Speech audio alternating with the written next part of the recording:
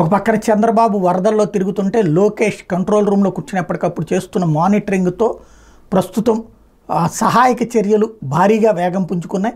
8 లక్షలకు పైగా ఆహార పొట్లాలని తయారు చేయడం ఒక రోజుకి అన్నటువంటి అందుబాటులో మొదట్లో అసలు లేదు. మొదటి రోజు రెండో రోజుకి వచ్చేటప్పటికి 1,00,000, ఆ తర్వాత 2, 3, 4, 5 అట్లాగా. ఇంకో పక్కన పబ్లిక్ నుంచి అందేటటువంటి సహాయాలకు కూడా ఇబ్బంది లేకుండా మూవ్ అయ్యేటట్టు పడవలతో తీసుకెళ్ళడానికి ఏర్పాటు చేయడం, వీటన్నిటి కారణంగా మార్పు అన్నటువంటిది ఆరంభమైంది. క్రమంగా ఈ సహాయక చర్యలకు సంబంధించినటువంటిది వేగం పుంజుకుంటోంది కాదు, చాలా వేగం పుంజుకుంది. ఇక నీళ్లు తగ్గడం మీదనే అందరి ఆశ కూడా.